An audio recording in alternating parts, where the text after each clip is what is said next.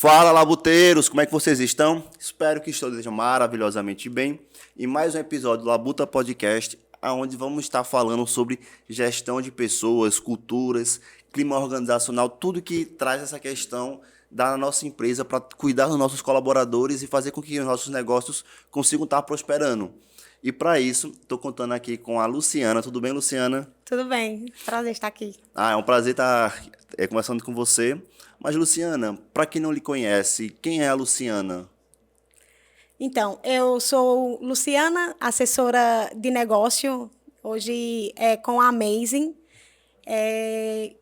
Estou há 10 anos já trabalhando, e mais de 10 anos, na verdade, trabalhando com desenvolvimento de pessoas. Então, é uma área que eu tenho muito prazer em fazer parte, porque, de fato, escolhi, por amar mesmo, fazer gestão de pessoas. Então, Luciana é apaixonada por pessoas. Sim, sim, sim. E é importante ter alguém próximo da gente, ou dentro da empresa, ou um parceiro, um assessor, para estar trazendo uma visão e tentar enxergar como é que estão acontecendo hoje a nossa questão do mundo, que ele vem cada vez mais evoluindo mais rápido, vem gerações cada vez mais diferentes e distantes uma da outra, e aí acaba que essa parte de pessoas vem nessa linha, certo? Isso. Mas o que é que seria hoje, na tua visão, qual é o papel de uma pessoa que trabalha com isso? Qual é a função dela para dentro do negócio, para ser parceiro comercial? Como é que funciona isso na tua visão? Na minha visão, o profissional da área de gestão de pessoas, ele tem um importante papel de desenvolver o que é mais caro dentro de uma organização. E o que é mais caro dentro de uma organização seria? Que são as pessoas. As pessoas é o que tem de mais caro dentro de uma organização. Quando a empresa ela pensa uma estratégia, ela precisa de pessoas que pensem o modelo de negócio, e pensar esse modelo de negócio é pensar como nós vamos desenvolver as pessoas para entregar esse resultado. Então, a área de pessoas dentro de uma organização é a área mais importante e a área mais cara do negócio, com certeza. Sim, sim. Sem pessoas a gente não consegue fazer muitas coisas, né? E no mundo complexo, com necessidade de habilidades diferentes, acaba que é importante a gente conseguir estar trazendo pessoas boas de áreas diferentes para fazer um todo. Sim. Mas hoje, como é que está o cenário que você vê aqui da região do Vale de São Francisco nessa parte de gestão de pessoas? Eu diria que nós estamos caminhando, né? Caminhando para um progresso, mas ainda de forma muito tímida, talvez a passos lentos. Eu não percebo ainda uma grande evolução quando a gente vai pensar na grande importância de termos uma área de gente desenvolvida. Ainda há muita confusão quando a gente vai pensar RH e departamento pessoal. Né? Quando a gente pensa em departamento pessoal, a gente pensa numa área que cuida mais da burocracia, da parte de folha de pagamento, benefícios. Quando a gente pensa em RH, a gente deve pensar na estratégia do negócio. Imagine que você, como gestor de pessoas ou como diretor de uma empresa, dono de um negócio, você sabe onde você quer chegar, você sabe o que é que você quer construir, e você precisa de alguém que pense quem são as pessoas que vão te ajudar a chegar nesse resultado. Que prepare as pessoas, que desenvolva as pessoas, que crie uma estrutura forte de cultura, de desenvolvimento, que desenvolva habilidades, competências junto com o time para chegar nesse resultado. Então, a área de gente é a área que capacita, que prepara as pessoas para encontrar, para levar, na verdade, a empresa a alcançar esse objetivo estratégico. Hoje, dentro das organizações, a gente começa a ter diferentes pessoas de gerações diferentes. Você vai ter a geração Z, que é o pessoal de 18, acho que é até 25 anos, não sei exatamente. Mas você vai ter o pessoal de 18 a 25, tem o pessoal de 25, 30, 35, que vai tendo essas gerações, vão tendo perfis e comportamentos diferentes. Como é que está hoje o cenário dentro das empresas desses choques geracionais?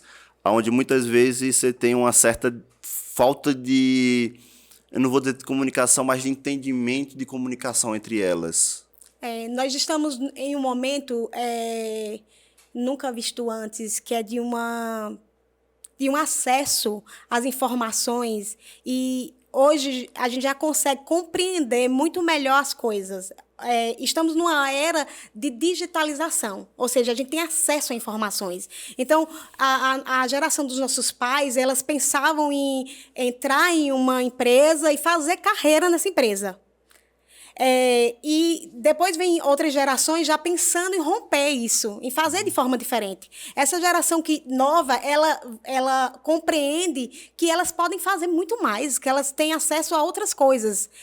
E aí é onde entra essa geração, esse conflito geracional, onde o nosso olhar tem que estar atento para o que é que chama a atenção dessa galera, o que é que faz elas se prenderem e ficar em um negócio. Por que essas pessoas elas têm que fazer parte do meu negócio e elas têm que permanecer no meu negócio? É aí onde tem que estar o X da questão, onde a gente precisa compreender como isso de fato acontece. E essas gerações mais jovens e as mais velhas, o que é que elas estão querendo? O que é que elas buscam hoje quando a gente está falando de mercado de trabalho, de buscar um emprego para ou ficar um período ou seguir carreira? Então, antes era muito bonito você trabalhar muito, né? Trabalhar de forma muito exaustiva, intensa. E hoje, talvez, a grande sacada é trabalhar e saber que o fruto do meu trabalho eu vou poder usufruir disso, sabe? Então, acho que é um equilíbrio entre trabalhar e poder ter qualidade de vida também. Eu acho que esse é talvez um ponto de equilíbrio que vai nos fazer repensar esse modelo. Se você pensa na geração, né, dos nossos pais, você vai pensar o seguinte: eles não tinham hora para sair, mas não tinham hora para chegar. E aí a gente não tinha muito essa prática de sentar, tomar café junto, almoçar junto, jantar junto.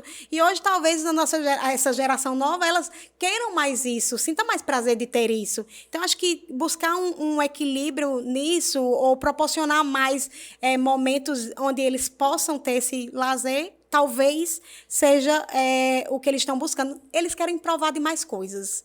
Essa é a verdade. Mas é certo ou errado isso? Na sua visão, existe alguma... É certo ou errado? Como é que você vê essa questão?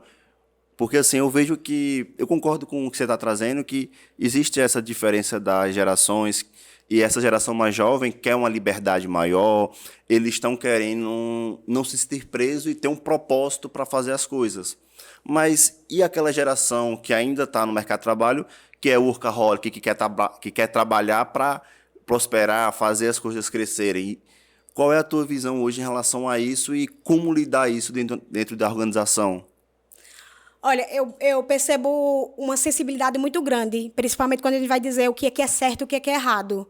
Porque isso parte de uma compreensão de uma experiência, né, que a gente vive e que a gente vai dizer o que é que faz sentido para a minha vida. Isso aqui faz sentido? Então, não dá para a gente fazer um julgamento do certo ou do errado. Eu sou muito da compreensão de que a gente tem que provar as experiências e tem que entender que cada fase da nossa vida ela pede um pouquinho mais de alguma coisa. Tem fases na nossa vida que pede um pouco mais de intensidade, até porque a gente vai olhando e dizendo assim, agora eu preciso intensificar mais isso aqui porque a minha busca pede isso. Em outros momentos, eu acredito que é necessário colocar o pé no freio e com mais calma. Então, não dá para dizer um certo e um errado. Mas existe, talvez, uma possibilidade, e aí vem a questão da tecnologia, as múltiplas formas que a gente tem de ouvir as pessoas através das pesquisas de clima, por exemplo, entender na perspectiva do outro o que é importante para ele. De que forma ele se constitui, de que forma ele faz a experiência dele, para a partir daí eu pensar qual é o melhor modelo. Né? Pensando que eu não faço de forma individual, eu não consigo atender de forma individual. Eu preciso atender de uma forma coletiva. E como é que eu faço isso? Eu preciso usar a tecnologia ao meu favor, eu preciso usar o que é mais caro para a gente hoje, né? Os dados são petróleo, hoje é petróleo para a gente. Sim, então, sim. eu preciso usar a tecnologia, eu preciso extrair o máximo possível de informação, de dados, ouvir essas pessoas, ouvir essas gerações, entender que elas estão hoje no mesmo espaço e entender de que forma eu posso centralizar a minha ação, a minha estratégia para atender o público de uma forma geral. Justamente é importante a gente ter essa captação desses dados, mas não só captar os dados, mas se interpretar. Então, quando você está falando de uma empresa que você é da cidade, que você cresceu, viveu ali naquela região, é muito mais fácil você olhar e entender o outro ali, porque está perto de você, é uma coisa que está próximo. Então, você vai ter, não é que a gente entende 100%, mas tem uma noção. Agora, quando a gente começa a pensar, eu vou sair da minha cidade e vou vir empreender em Petrolina, por exemplo, que aqui no Labuta, uma coisa que é bastante interessante, é que muitas pessoas que vêm aqui não são de Petrolina, mas vieram para cá atrás de uma melhoria, atrás de oportunidade, querendo buscar um desenvolvimento. E isso acaba que, como é que essas pessoas vêm para cá e conseguem começar a entender a região que eles não entendem, né? Porque pensar a gente que é do interior, de Pernambuco, que já é uma cidade grande, 450 mil habitantes, mas se a gente pegar São Paulo, é um bairro de São Paulo, a média é 530 mil pessoas. Então, um bairro de São Paulo é o que Petrolina tem. Será que as pessoas que crescem nesses dois ambientes, eles crescem com a mesma mentalidade? Eles crescem com a mesma visão de mundo? Então, com certeza não, tá? Mas o que é que a gente tem, trabalha muito, principalmente na Amazing, a gente compreende que a melhor forma de comunicar é compreender antes. Então, eu não consigo entender o que você precisa ou como eu vou desenvolver meu relacionamento com você sem te ouvir antes. Então, essa comunicação, esse entendimento de como é que eu vou entender essa região, eu estou aqui, cheguei de fora, não sei como é as pessoas, como é que eu vou viver, como é que eu vou lidar com essas pessoas? Cheguei numa empresa nova, não conheço as pessoas, não sei como é a cultura, o que eu vou fazer?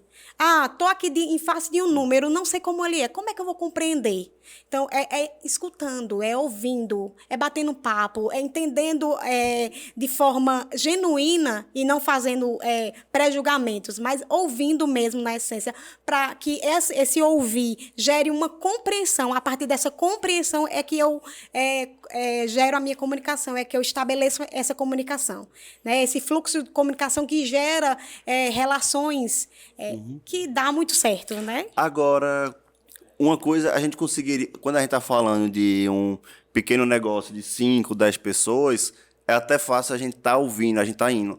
Agora, quando a gente pensa em grandes negócios como 500, 1.000 funcionários, que têm sedes em locais diferentes, tem vivências de locais diferentes, como é que a gente consegue ouvir essas pessoas? Como é que a gente consegue estar coletando e transformando essa opinião, essa visão em dados para ser interpretados? Como é que é feito isso?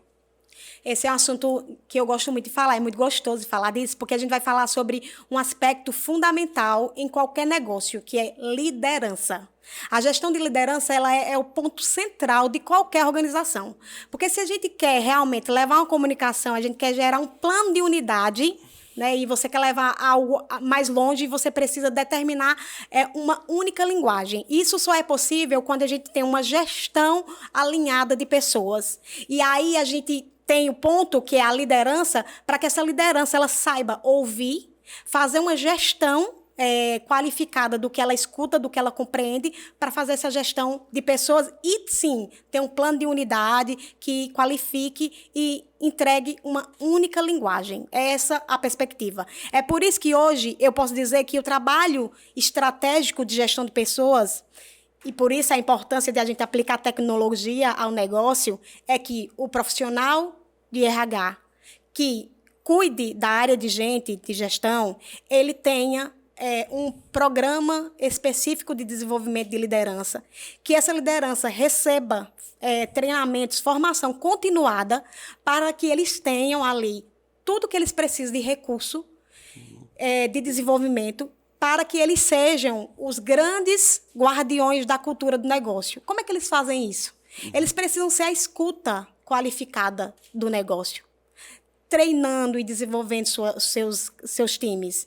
Não tem como uma liderança não estar ligada, não ser preparada para preparar o seu time E aí a gente vê o destoar da cultura quando a gente tem ali uma liderança que não está sendo preparada, que a estratégia pensa uma coisa, aí a liderança faz outra, aí a gente tem uma rotatividade muito grande acontecendo, ninguém sabe o que está acontecendo.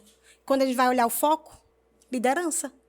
Essa é a grande questão. É por isso que a área de gente é tão importante e por isso que o nosso ponto central, focal, sempre vai ser liderança. Porque a liderança é que cuida dos times e unifica. Agora, quando a gente está falando de empresas relativamente de porte médio, grande, você já vai ter uma estrutura mais organizada nesse aspecto. E aí, quando você vai para o topo, para o dono, o diretor da empresa, normalmente, em via de regra, eles estão focados na última linha, que é a margem de lucro que a empresa tem.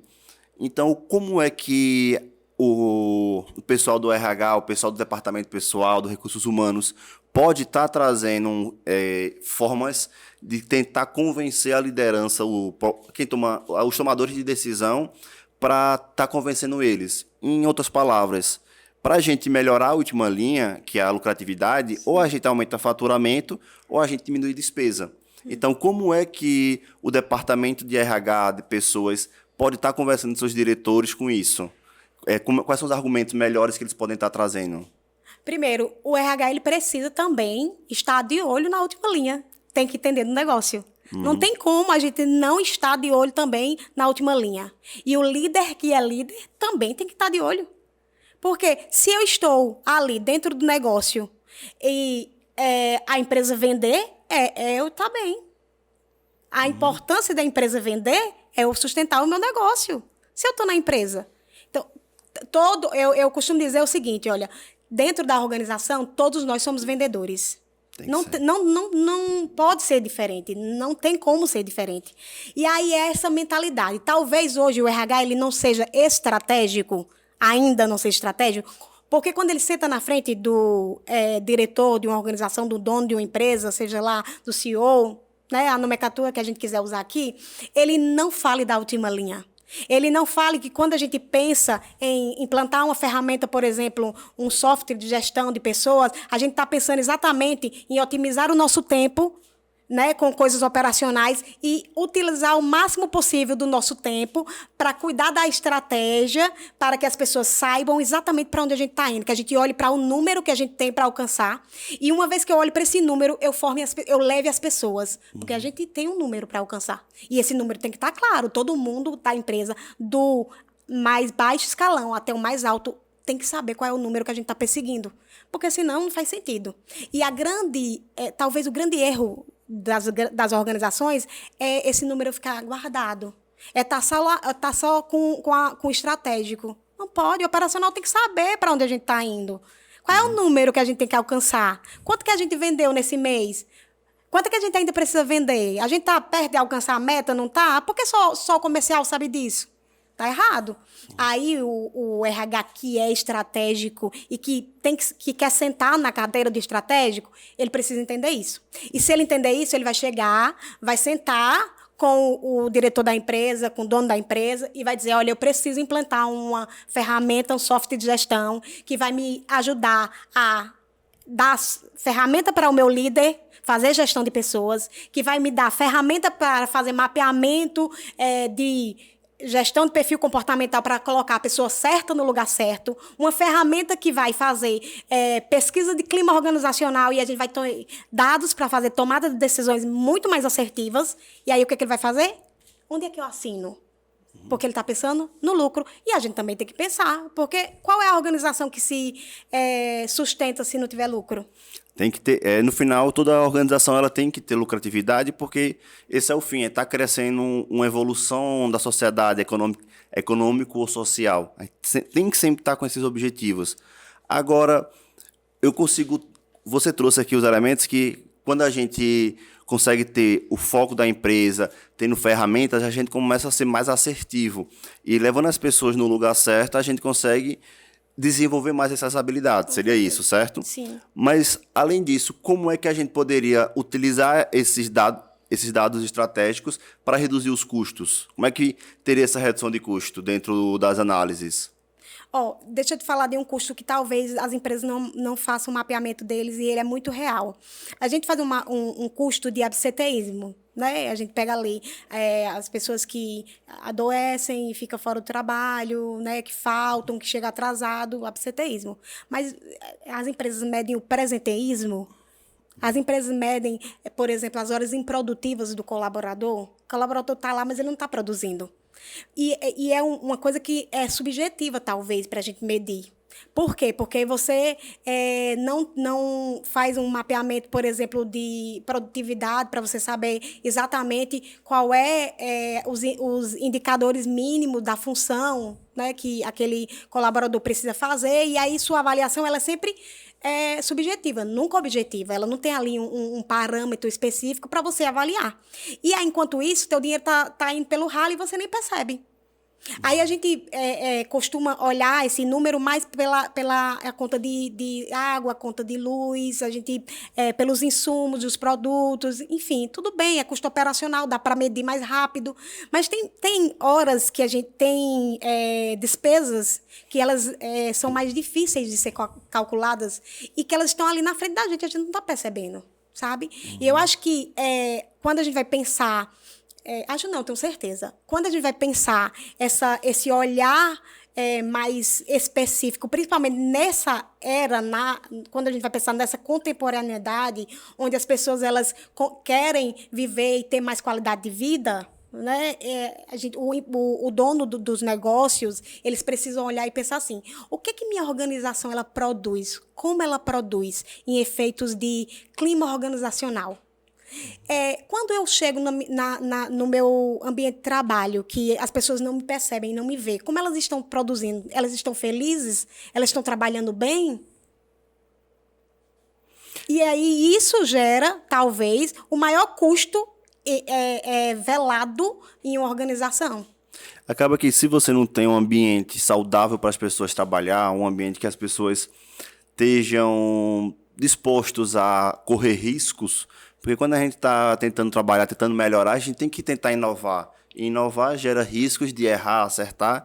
E se não tem um apoio, um amparo da cultura, um amparo da empresa, de você estar tentando e estar melhorando, acaba que isso vai fragilizando e vai deixando a empresa cada vez mais atrasada em relação às tecnologias, em relação ao avanço. Uhum. E aí você está trazendo dois pontos bem interessantes, que é a questão do gestão de pessoas, puro e cru, apenas sem uma análise, sem a estratégia, e o outro ponto com a estratégia. Então, já dá para começar a observar que os números vão muito depender de como é que a gente vai estar trabalhando, de como é que a gente vai estar utilizando. Seria exatamente isso, certo? Sim. Agora, hoje, com a tecnologia, com esses avanços, como é que a gente pode estar utilizando essas ferramentas? E teria ferramentas que você poderia estar comentando, que pode estar ajudando os empresários para estar tendo essas informações, para estar tendo essas coletas de dados? Com certeza. Hoje nós temos a Solids, que é a maior plataforma de gestão de pessoas, né, que une todos os subsistemas de RH. Então, a plataforma da Solids hoje, ela consegue unir todos os subsistemas de RH, né, desde a avaliação de desempenho. E tem contratação também? Contratação, atração e retenção. Né? Você sabe que uma das principais dores do RH hoje é a contratação e retenção. É porque contratar, aí as pessoas dizem, está tão difícil contratar, mas existe uma questão que ela é bem interessante e que talvez o RH não se debruce hoje para perceber. A retenção do colaborador, ela parte de um princípio seguinte. Um passo antes, o que seria a retenção do colaborador? O que seria isso? Mantê-lo ali dentro da organização. Uhum. Eu contrato, aí eu digo, poxa, eu investi tempo, eu fiz etapas maravilhosas, o candidato gostou da minha proposta, veio trabalhar, mas foi embora. E o que foi? Não ficou. Por quê? Por que ele não fica? E aí a plataforma da Solids oferece hoje, né, um assessment, que é um mapeamento de perfil comportamental, que já nos dá aí uma precisão, né, um acerto na hora que a gente vai contratar, e a gente pode perceber se a pessoa tem o perfil comportamental para a vaga que eu quero e que eu estou disponibilizando. O que é que acontece? A gente faz uma engenharia de cargo antes, e aí a gente pega ali o candidato que se inscreveu na vaga, ele faz o processo, ele faz o mapeamento de perfil, e a gente faz um match entre o candidato e a vaga. E aí a gente consegue perceber ali o quanto ele tem de percentual e vamos para a parte de análise de perfil, análise com entrevista, para entender também o histórico cultural daquela pessoa, entender o negócio. Sabe, eu passei 4 anos cuidando de uma empresa, de um grupo de empresas. Uhum. No ramo financeiro, e a minha história dentro dessas empresas foi com a Solids. A gente aplicou todos os módulos. Você já trabalha há bastante tempo com a Solids, no caso? Já trabalho há 5 anos. Então, quando a gente aplicou, contratou o software, a gente saiu de um RH 100% analógico para um RH estratégico.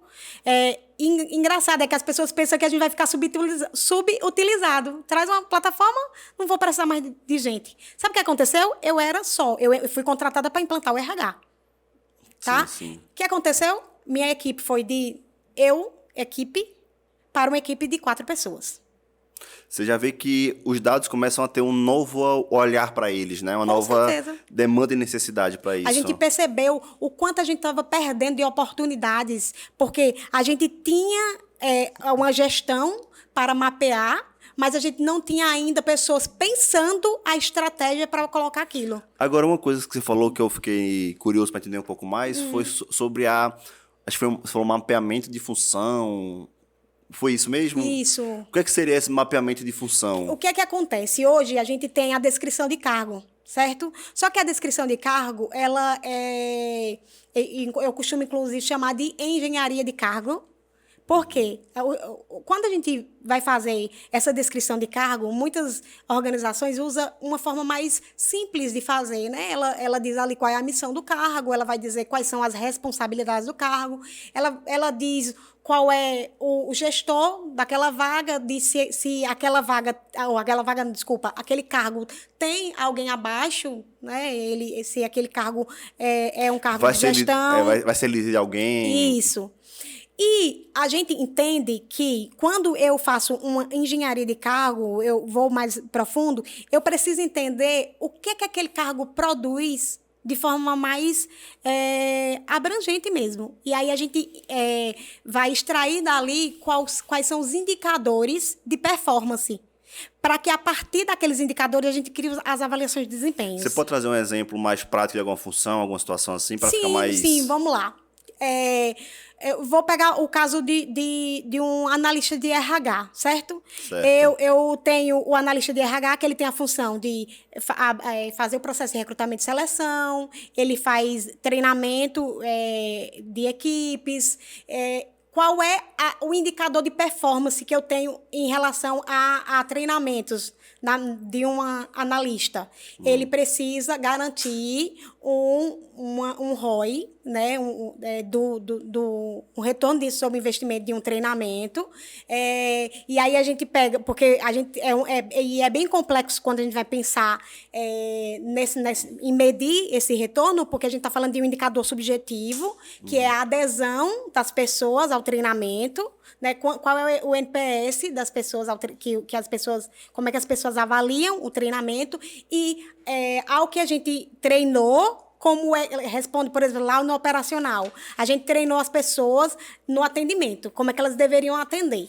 E certo. Aí elas avaliam o treinamento, e a resposta para saber se meu treinamento foi ok ou não é que as pessoas tenham um NPS também do atendimento. Então, se o atendimento saiu de 8 para 9, né, no NPS, então melhorou. Então, eu tenho lá um indicador de performance de que o treinamento dela foi ok. Então, a gente olha esses números. Eu saio do subjetivo de a menina é boa porque ela ri, porque ela tá sempre no horário, porque ela dá médico à cultura, isso é muito importante, inclusive, mas ela também consegue me entregar em performance. E na Solids, a gente consegue estar trazendo esses números para dentro da plataforma Com para a gente certeza. conseguir estar fazendo um acompanhamento histórico? Sim, inclusive na Solids a gente tem tanto o mapeamento que a gente faz da parte comportamental, onde eu vou medir os indicadores que são observáveis, quanto os indicadores de performance. Eu posso... Os observáveis seriam mais subjetivos, vou dizer assim. no caso de comportamento, né? São questões comportamentais. Chega no Chega no horário, horário. tem os padrões de vestes, Isso, de... isso. E a questão de performance que está ligado aos indicadores que a pessoa precisa Bater atender. ali, né? Isso, exatamente. E a gente consegue, inclusive, criar metas. Imagine, eu trabalho com um processo de... De vendas, por exemplo. Isso. Aí, esse mês, eu quero fazer uma meta premium lá para eles. Eu posso cadastrar lá no sistema e eles irem acompanhando. Agora, beleza. Agora, como é que o dono da empresa, ele tem que fazer essa questão da visão da meta? Porque botar uma meta é relativamente fácil. É só pegar um número, alguma coisa e colocar ali. Mas se isso é meta ou não é? O que é que seria meta? Na minha visão, já antecipando um pouco, meta você tem que saber se é plausível, tem que ser smart, né? Que chama. Ixi, não vou lembrar agora o que é. Mensurável, se ela Ixi, não vou lembrar agora o que é smart, ó, rapaz. se ela é atingível. É atingível. Rapaz, deixa eu pesquisar aqui, mensurável. rapaz. Vou pesquisar aqui que eu gosto dessa parte do smart. Eu não lembro agora exatamente, mas é um método que a gente utiliza também do SMART. Oxente. Meta smart seria, no caso, específico, mensurável, atingível, realista, temporal. Sim. Então, já tem, justamente, tem que feito... Vou cortar aqui e tal. Beleza. Pronto. Veja, quando a gente vai falar das metas, tem a meta, como você falou, que tem a metodologia SMART, né? Que essa metodologia SMART, ela traz alguns parâmetros, de ser mensurável, temporal, tem que ser atingível. Então, tendo uma meta dessa com dados, a gente consegue estar colocando e ser plausível isso, certo? Sim. Mas a meta, ela tem que ser gerada apenas pela gestão, pela liderança, ou ela tem que ser compartilhada e descida nos níveis? Como é que é essa construção dentro de uma organização? Porque, assim, vamos colocar a questão da meta de vendas, mas não é só vender, tem que entregar o produto, tem que faturar, tem que receber. Então, como é que a gente faz essa meta e como é que a gente consegue escalonar ela para a empresa? Essa pergunta é uma pergunta bem interessante, porque, primeiro, a gente precisa compreender o seguinte, toda a meta ela tem que estar em conformidade, ela tem que estar diretamente ligada ao objetivo geral da empresa. Né? Então, a gente olha lá qual é o objetivo geral da empresa. A partir desse objetivo, a gente vai... vai olhar para ele e segmentar ali entre os departamentos o que é que a gente vai fazer, como a gente vai construir o como a gente vai chegar nesse objetivo. E aí os especialistas, né, que seriam realmente esses líderes de departamento, eles vão olhar e vão construir a partir do conhecimento que eles têm do negócio, o que precisa ser feito, né? E como é que essa coisa que precisa ser feita tem que ser acompanhada e criada dentro desses parâmetros, certo? É bem delicado quando a gente vai falar, quando a gente não tem algo específico aqui para a gente mensurar, para a gente dizer como seria essa construção. Mas uma coisa interessante que a gente precisa falar e pensar muito nisso é que é importante que as pessoas elas estejam em uma única... elas estejam em unidade, certo? Porque se eu não entendo a empresa, eu não entendo a empresa como um organismo, né, um sistema, onde todas as pessoas elas fazem parte, elas operam independentes, mas elas estão ligadas, a gente não consegue pensar esse objetivo sendo construído. Então, eu preciso entender essa empresa, eu preciso compreender como ela funciona para que a minha criação de meta, tudo que eu pense, esteja ligado a esse objetivo maior, né? Que é o que a gente vai chamar de objetivo estratégico. É por isso que muitas vezes a gente fica perdido. As empresas criam objetivos estratégicos e eles estão aonde? Estão em que lugar? Aí tem a famosa frase, né? Que a cultura devora a estratégia no café da manhã. Tem. Né? E é muito interessante porque essa estratégia ela é pouco conhecida, sabe? Ela é muito pouco conhecida. É até interessante estar falando isso nesse momento, que hoje eu estou indo para a minha terceira pós-graduação, onde eu fiz uma na parte de gestão de negócios especificamente, agora eu estou indo para um outro MBA, que é gestão financeira, executiva financeira. E nisso, justamente, a disciplina que eu estou pagando agora vem essa parte da gestão da estratégia que existe, aonde vem justamente o pensamento que a gente... Eu estudei tanto quanto na outra pós quanto nessa, que eu vejo que, por mais que sejam áreas diferentes, que uma é negócio, outra finanças, acaba que todas trazem para o mesmo foco inicial, que é justamente a estratégia do negócio. Então, qual é a estratégia, aonde você quer ir? Mas para pensar a estratégia, como é que a gente vai pensar a estratégia? E aí existem 2 mecanismos que a gente vai aprendendo, que na verdade são 3, né? Que é o macro e o microambiente. Então, é o que o ambiente externo e o que o ambiente interno vai impactar no nosso negócio.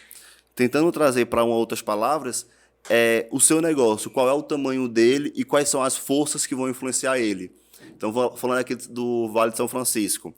Então, pensando na parte de exportação, exploração de manga e uva, a gente vai ter um cenário muito importante economicamente financeiro da nossa região, mas, vou ter uma roça de manga.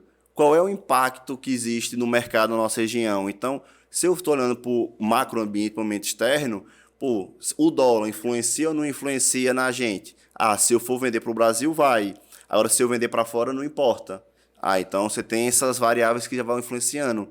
E aí, a partir dessas análises, você vai começando a entender o que é que o seu negócio influencia no macro. Outro exemplo de macro é a questão de legislações, questões climáticas que você não controla. Então, coisas mais abstratas. E aí você também vai para o microambiente, que é o ambiente interno da organização. Então, dentro da sua organização, quais são... o que influencia na organização? Então, em Petrolina, o clima vai influenciar ou não na sua produção de manga e uva? O clima vai influenciar.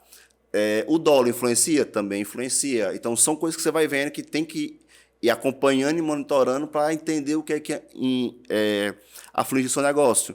E indo para a parte de pessoas, é uma das pontas que principalmente afeta no microambiente da organização. Tem aquela frase que se você tem uma maçã podre e bota junto com as maçãs boas, todas vão apodrecer. Então, se a gente, dentro da nossa organização, estrategicamente, não for olhar o microambiente, o ambiente interno da organização, e ver quem são as maçãs podres da empresa que pode estar infectando outras pessoas e não tirar ela, ou então talvez aquela maçã podre não seja podre, ela só esteja no lugar errado. Então, se a gente não tem essa estratégia de enxergar onde eu quero, tentar visualizar as habilidades que eu preciso que os nossos funcionários tenham ou que eles desenvolvam, acaba que a estratégia vai perdendo sentido. Se torna uma empresa de ser o caixa do patrão. Então, são coisas que eu vejo que tem que ter essa parte estratégica e é importante a gente saber o que é que a gente tem que analisar, porque no mundo de informação hoje, cada vez mais que a gente olha para um canto e para outro, tem mil informações. Então, como é que a gente filtra? Como é que a gente faz isso? Então, vem justamente a parte de dados, mas não dos outros. Tem que ser os nossos, né? É importante a gente pensar esses cenários, né? Muito importante. A gente vai falar muito sobre a gestão do conhecimento, né? O que é que nós precisamos saber internamente, qual o conhecimento que eu preciso ter do interno e do externo para que a gente consiga operar bem. E aí, quando você fala nisso, eu fico pensando em vários cenários, principalmente quando a gente pensa que para cada polo, para cada negócio que a gente vai fazer, a gente tem pessoas muito bem preparadas para cuidar. Então, se eu sou um empresário e eu sei o tamanho que eu quero ter, né, e o que eu quero me tornar, eu invisto muito no meu negócio. Então, eu tenho aquela pessoa que vai cuidar do comércio exterior, eu tenho aquela pessoa que vai cuidar da minha saúde financeira, e aí eu invisto bem nisso. Mas quando a gente vai pensar em quem vai cuidar das pessoas, não é a mesma coisa. Né? A gente não tem um investimento para cuidar de quem vai, de fato, fazer teu negócio ser sustentável. Uhum. Porque eu digo uma coisa, se você quiser dar resultado hoje, você consegue. Imagina que tua empresa ela não está dando resultado. E aí você faz um mutirão. Coloca todo mundo na mesma frequência. Vai ter resultado. Mas eu te pergunto, esse resultado vai ser sustentável? Ele se sustenta ao longo do tempo? É o resultado que você espera? Não é? E aí, quando a gente vai pensar assim, mas e se nós tivéssemos uma cultura e a gente pudesse trabalhar e desenvolver as pessoas para que elas tivessem esse curso natural de desenvolvimento, onde elas pudessem conhecer quem nós somos, ela pudesse entender do mercado interno, né, de como estamos internamente, como estamos e quais são as influências que o mercado externo traz para o nosso negócio.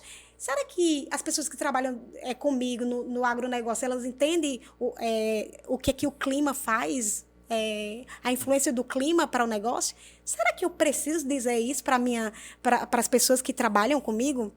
Talvez a gente subestime as pessoas, sabe? Uhum. E não ter alguém pensando isso, talvez seja a grande questão e os passos lentos que a gente tenha dado em relação a negócios.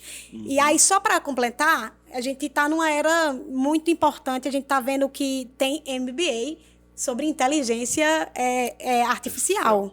E é uma revolução que não vai retroceder. E ela é importante. E o que se fala não é sobre a subaproveitação das pessoas, mas é sobre como a gente vai capacitar a mente das pessoas para que as pessoas utilizem a inteligência artificial. E aí, o que é que acontece? Tem inteligência artificial sendo aplicada para os negócios, e a agricultura vai usar muito, aplica e vai precisar aplicar muito, mas a gente está pensando a tecnologia, a inteligência artificial para otimizar e tornar o nosso RH mais estratégico para que ele, de fato, possa ser a área que vai receber os maiores incentivos e os maiores investimentos para a gente ter pessoas preparadas para termos resultados sustentáveis e para que essas pessoas olhem para a última linha? Eric, rapaz, tem como pegar o livro aí rapidinho? Veja, esse livro aqui eu trouxe, que eu peguei de ontem para hoje, que foi da minha pós que eu estou fazendo, que é Administração Estratégica, Competitividade e Globalização, Conceitos. Aqui, ó. Dá para ver aí direitinho? Pronto. Que é um livro que traz justamente como é que a gente pode estar pensando estrategicamente a organização, isso mais para a questão da liderança. É a questão da liderança, por conta que a liderança ela precisa pensar estratégico. E aí, a partir disso, a gente começa a também pensar nos outros departamentos, como é que a gente consegue trazer essa visão, fazer um alinhamento entre a organização para ter a mesma visão, para conseguir implementar aquela estratégia que foi planejada. Mas, para isso, tem que estudar, tem que ir atrás, e o exemplo vem de cima. Então, se a liderança não estiver indo atrás de estudo, de melhorias, como é que você vai incentivar os seus colaboradores a também estar pesquisando isso, né? Uhum. E uma das coisas que traz bastante é justamente como é que a gente vai ter essa visão estratégica da organização. E sempre a base é dados. A gente tem que saber como analisar. O primeiro ponto é como coletar, como analisar e como é que a gente pode estar fazendo essa implementação para trazer os resultados que a gente deseja para a nossa organização. E dentro disso tem a questão justamente hoje das IAs, das inteligências artificiais, que você falou até, que na pós que eu estou fazendo em São Paulo, também tem uma pós que é justamente só para IA, para os negócios, porque você não tem só uma coisa, você pode estar trazendo vários elementos para IA. E uma das coisas que vem sendo discutidas é as questões das hard skills e soft skills. Hard skills é aquela habilidade Excel, é a habilidade de engenheiro, fazer conta, é aquela habilidade mais que você teórica, técnica. Isso. Já as soft skills são as habilidades de comunicação. E hoje, queria saber a sua visão, pensando no departamento de gestão de pessoas, como é que a IA tem que ser mais aplicada? É mais como uma hard skill ou uma soft skill? Seria mais como a gente se relaciona com a IA ou seriam as partes de usar a IA? Como é que você tem hoje nessa linha? Com certeza é uma soft skill, porque assim, veja, os insights que você vai produzir com a IA, ela é muito da tua compreensão de mundo, né? Se você tem por exemplo, se você utiliza aí uma leitura e você tem uma compreensão de mundo e você vai conversar ali e gerar um insight com a inteligência artificial, ela vai produzir um bom conteúdo para você. Ela vai trazer, vai produzir ali algo na linha do que você busca. Você tem que ter uma capacidade ali de utilizar a ferramenta ao seu favor. Se você vai cru, sem nenhum tipo de conhecimento, sem nenhum tipo de estratégia, o trabalho não vai ser produtivo. E a grande sacada, quando a gente vai pensar na utilização da inteligência artificial ao nosso favor, é a gente ter realmente esse conhecimento. E a gente, por exemplo, eu peguei ali uma pesquisa, como, por exemplo, hoje na Solids, a gente faz a pesquisa de clima, a gente aplica a pesquisa de clima, e dentro do próprio software, a gente tem uma inteligência artificial aplicada, e ela vai gerar um insight. Ou seja, ela vai dizer ali quais são as principais dores que a gente consegue mapear, quais são as principais forças que ela está mapeando ali dentro daquela perspectiva da pesquisa. O que eu preciso entender? Eu preciso ler aquilo ali e confrontar. Né? Se o que eu percebo, o que eu vejo no dia a dia, o que eu analiso também, ouvindo as pessoas, indo dentro dos departamentos, conversando com a liderança. Se aquilo realmente que ela está trazendo realmente bate, e o que é que eu vou fazer a partir daquilo? Essa produção ela é conjunta. Então, eu vou trazendo como é que eu imagino que a gente pode criar planos de ação a partir disso e vou dando inputs para ela ir gerando ali comigo. É muito importante que haja um desenvolvimento de habilidade que é de um pensamento eu diria que não é nem fora da caixa, é não ter caixa mesmo. É você pegar ali toda a sua experiência, toda a sua compreensão de mundo e começar a produzir esse conhecimento, levando isso para como isso pode ser aplicado nesse contexto, nesse outro contexto e gerando mesmo nexialismo, né? Pegando ponto e unindo a outros pontos. Sim, aí você vai conseguindo gerar insights poderosos que te dão uma capacidade de utilização fantástica. E a gente está falando mais da Solids. A Solids possui esse sistema de IA internamente ou não? Sim. Hoje a plataforma ela tem o seu próprio agente, né? E ela vai fazendo tanto para gerar insights na hora de você dar uma devolutiva do perfil comportamental, quanto para dar insight na hora de fazer um feedback do colaborador, ou seja, tem lá uma avaliação de desempenho, eu quero produzir, preparar ali o meu momento de feedback, criar um PDI, né? Que é um plano de desenvolvimento individual, tem ali a inteligência pensando a partir do que eu extraí de dados. A avaliação foi feita, a gente fez a avaliação de desempenho, tem o dado e a inteligência ela vai me ajudar a extrair insights para preparar aquele momento de feedback. Agora, hoje a gente vê uma máxima que as pessoas vêm falando, que as pessoas se conectam com pessoas, que a gente tem que ter essa proximidade com as pessoas do nosso ambiente. E trazendo essas questões de IA, comunicação, como é que a empresa tem que se comportar e cuidar para não trazer só uma mensagem que é tudo computadorizado, que é tudo máquinas que estão fazendo por trás. Como é que a gente traz essa humanização nesse mundo que hoje está tão tecnológico, está tão de IA, está tão de avanços de número, de métrica? Olha, é a mesma coisa que eu te falei sobre a tecnologia, sobre a aplicação da inteligência artificial, quando a gente vai pensar na nossa capacidade de uso. Lembra que eu te falei da minha experiência com a Solids? Eu era equipe. Eu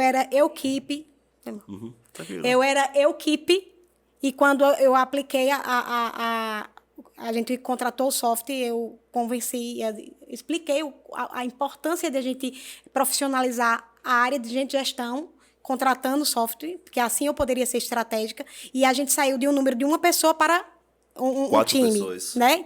Então, quando eu tenho um time, o que é que a gente possibilitou? A gente possibilitou o contato humano. Eu tinha uma equipe para que a equipe fosse nas áreas, conhecer, mais do que conhecer, experienciar quais eram as principais dificuldades que as equipes tinham. Quando eu sentava com a liderança, para conversar com a liderança, eu sentava porque eu tinha insights verdadeiros do que estava acontecendo lá dentro. E eu pude fazer um trabalho de desenvolvimento de gestão de liderança que ficou um legado. Mas o que foi que eu utilizei? Eu utilizei a tecnologia ao meu favor. Porque, olha, ficar triando currículo, sentar na frente do computador, olhar para ali, para aquele monte de demanda que você tem para fazer, você não saber o que você vai fazer primeiro. Você ficar atendendo o líder, e aí o líder chega com um problema, aí chega outro líder com um problema, você acaba sendo babarra de líder. Você não consegue pensar nada além de resolver problema. Até apagar incêndio. Até problema com ar-condicionado, problema com a porta, com a descarga do banheiro que não está funcionando. Você imagina toda essa questão. E aí a gente sai de um processo totalmente operacional e a gente passa a olhar, porque esse é o verdadeiro papel de um RH estratégico, tá? É olhar as pessoas e pensar o seguinte, tá, eu tenho como estratégia entregar 2025 com 2x a mais no meu resultado. O que é que a área de gente e gestão vai fazer para a gente alcançar esse número? Sim, sim. E aí eu tenho que me debruçar em olhar o negócio, entender como é que eu vou desenvolver a minha liderança, para a minha liderança desenvolver os seus times e entregar esse resultado. Aí a tecnologia, ela me ajuda nesse sentido. Luciana, quando a gente fala de empresa, você tem departamentos distintos, você tem coisas variáveis. Vamos imaginar que o chefe aí, o RH, está querendo entender melhor, fazer uma avaliação. Como é que começa esse primeiro passo? Como é que faz tem alguma análise da empresa? Como é que funciona essa primeira etapa?